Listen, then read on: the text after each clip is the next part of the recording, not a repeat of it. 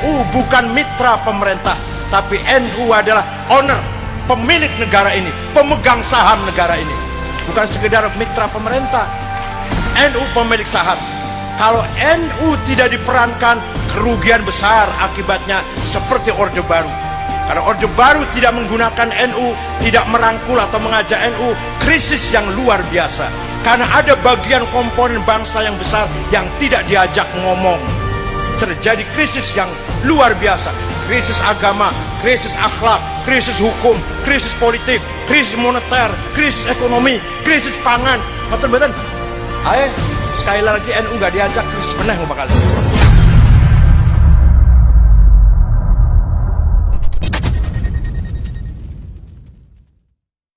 Penduduk kota Yathrib, ada muslim pendatang muhajirin, ada muslim pribumi ansor, ada lagi penduduk kota Yathrib orang Yahudi, 3 suku. Bani Qainuqa kerjaannya perajin emas, toko emas. Bani Quraidah petani, nanam kurma, nanam anggur. Bani Nadir pegawai, pekerja, pegawai, itu Bani Nadir. 3 suku pelarian dari Sinai. Bani Israel dikejar oleh Fir'aun, dipimpin oleh Nabi Musa, Nabi Harun, Nabi Yusha, lari dari Mesir, menyeberang Laut Merah, sampai di gurun Sinai. 40 tahun Nabi Musa wafat, Nabi Harun wafat, Nabi-Nabi wafat. Bani Israel bercerai-berai berantakan. Kebanyakan ke Eropa. Ada 3 suku ke kota Yathrib, yang kemudian anak cucunya, keturunannya jumpa dengan Nabi Muhammad Sallallahu Alaihi Wasallam. Maka kalau kiai baca tafsir, baca Quran, tafsir Jalalain, ya Bani Israel adhkuru ni'mat yallati an'amtu alaikum, dan seterusnya, itu Bani Israel yang ada di Madinah, bukan Bani Israel yang ada di Amerika, bukan. Yang jumpa dengan Rasulullah di Madinah. Dah. Artinya penduduk kota Yathrib majmuk, bineka, tidak satu macam. Ada pendatang, ada pribumi, ada non muslim.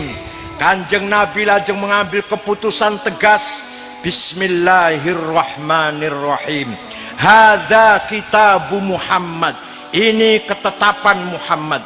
Al muslimuna min Quraisy, orang Islam pendatang muhajirin, wal muslimuna min Yathrib, orang Islam pribumi ansor, wal yahud, dan orang Yahudi non muslim, waman tabi'ahum walahiqobihim wajahadamahum, asalkan satu tujuan, satu cita-cita, satu garis perjuangannya, innahum ummatun wahidatun min dunin nas, sesungguhnya semua itu adalah satu umat.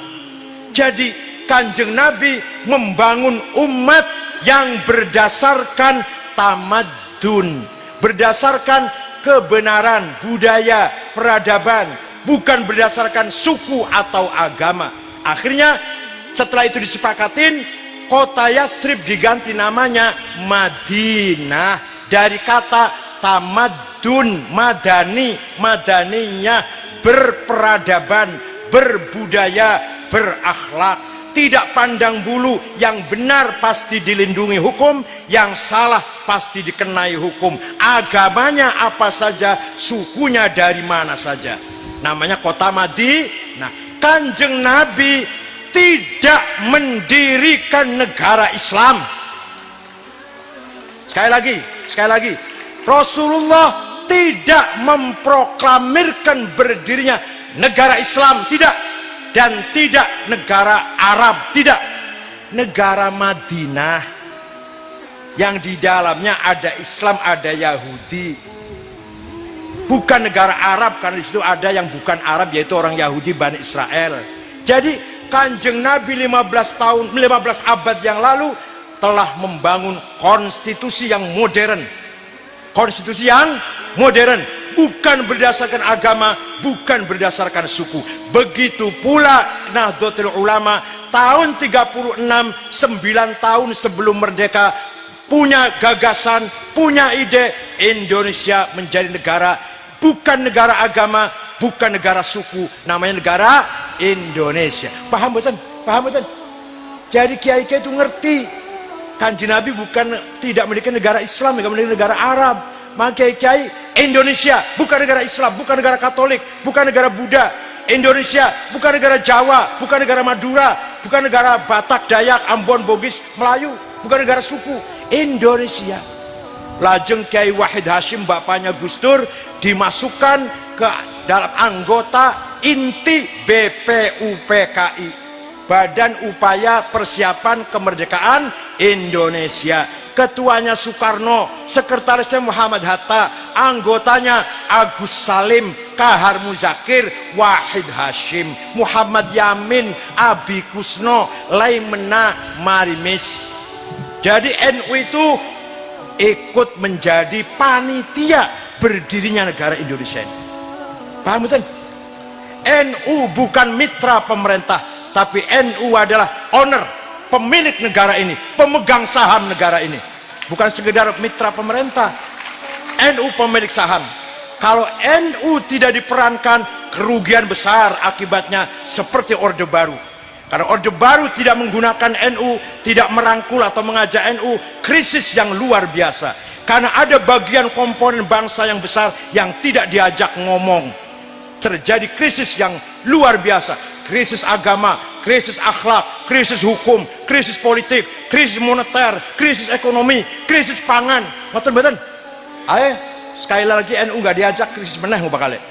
Dan alhamdulillah saya sudah membangun, ya bukan saya, kami rame-rame bersama-sama sudah membangun 8 universitas Nahdlatul Ulama di Cirebon, di Halmahera Maluku, Jepara tadinya Stainu menjadi UNU, Kesugihan Cilacap tadinya Stainu menjadi UNU, Sidoarjo, Kediri, dan Tuban. 8 perguruan tinggi alhamdulillah selama saya 3 tahun sudah berdiri. Beasiswa silahkan, ada yang mau ke Australia asal bahasa Inggrisnya bagus silahkan, ada mau ke Aljazair asal bahasa Arabnya sudah pandai monggo, apa mau ke Taiwan, apa India, semua menawarkan beasiswa kepada saya. Silakan santri Sulaiman atau Trenggalek, semuanya Trenggalek. Kalau ada yang ingin ke Australia, monggo saya tunggu.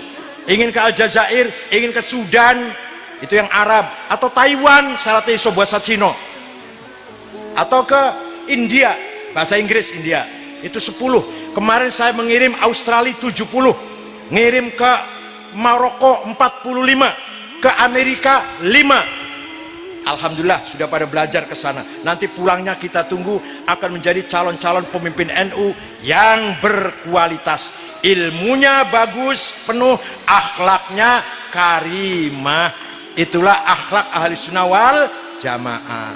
Hadirin yang saya hormati, kesatuan dan persatuan negara Republik Indonesia yang telah dibangun oleh antara lain andil besar para ulama Nahdlatul Ulama harus kita jaga, harus kita pertahankan. Man laisalahu ard laisalahu tarikh, wa man laisalahu tarikh laisalahu dzakirah. Barang siapa tidak punya tanah air, maka tidak punya sejarah. Barang siapa tidak punya sejarah, akan dilupakan oleh generasi yang akan datang. Lupa, nggak punya sejarah. Kenapa Kanjeng Nabi pindah ke kota Yathrib? Ingin membangun tanah air, ingin memiliki tanah air. Kenapa Quran masih menceritakan Fir'aun walaupun cerita negatif? Karena Fir'aun punya tanah air. Kenapa kita masih mengingat sejarah Majapahit, Pajajaran, Sriwijaya, Singosari, Doho? Karena itu adalah raja-raja yang punya tanah air. Paham betul? Kenapa Yahudi mati-matian ingin kembali ke Palestina? Karena ingin kembali ke tanah airnya, leluhurnya. Kenapa suku Kurdi dilupakan? Ayo, suku Kurdi sekarang kita udah lupa. Pada suku Kurdi itu ada ulama besar namanya Sulaiman Al-Kurdi yang ngarang kitab Tahrir. Wonten malih ulama besar Ahmad Baha Naqsyabansyah, yaitu pendiri tarekat Naqsyaban. Dia orang Kurdi. Hampir hilang sejarahnya. Kenapa? Karena suku Kurdi tidak punya tanah air. Suku Kurdi itu kebanyakan ikut masuk negara Turki, kebanyakan lagi masuk negara Irak, sedikit ikut negara Syria, sedikit lagi ikut negara Iran. Jadi tidak punya negara sendiri, tidak punya tanah air sendiri, dilupakan oleh sejarah. Panjenengan kalau kepengin terus sejarahnya dibaca oleh cucu kita, keturunan-keturunan kita, maka tanah air Indonesia harus kita pertahankan. Malah menurut saya, menurut kulo, tanah air dulu baru agama. Tanah air dulu dikuatkan, dipertahankan, baru bicara agama. Apa artinya bicara agama kalau negara morat-marit? Kalau tanah air kita pecah, perang saudara misalkan, contoh Afghanistan, 100% penduduknya Islam, tapi morat-marit. Kapan berjuang Islam? Tidak mungkin berjuang Islam, wong perang saudara terus morat-marit. Negara Somali, Afrika Timur, bubar, negara Somali itu 100% beragama Islam, bubar negaranya, maka tidak bisa berbuat apa-apa untuk Islam. Paling-paling bisa nyandra kapal yang lewat, paling-paling yang dari Somali itu. Oleh karena itu Indonesia kita ini pertahankan dulu tanah air yang utuh, jangan sampai pecah. Baru kalau tanah air kita kuat, bangun madrasah, bangun pesantren, bangun majelis taklim, bangun yayasan pendidikan Islam, bangun perjuangan-perjuangan Islam, kan gitu. Jadi bicara Islam dulu apa tanah air dulu? Tanah air dulu, negara kita dulu kita pertahankan, baru kita bicara Islam. Ada sementara saudara-saudara kita organisasi Islam lain bicaranya Islam terus, gak pernah bicara tanah air. Itu mau berjuang Islam di atas laut apa di atas angin? Kalau kita berjuang di mana? Di atas tanah. Paham betul? Kita berjuangnya di mana? Di atas tanah. Bangun masjid di mana? Di atas. Bangun madrasah, pesantren, lembaga pendidikan, yayasan, di mana? Di atas tanah. Maka tanah harus diselamatkan. Jangan sampai tercabik-cabik, jangan sampai perang saudara, jangan sampai keutuhan NKRI terganggu, terusik.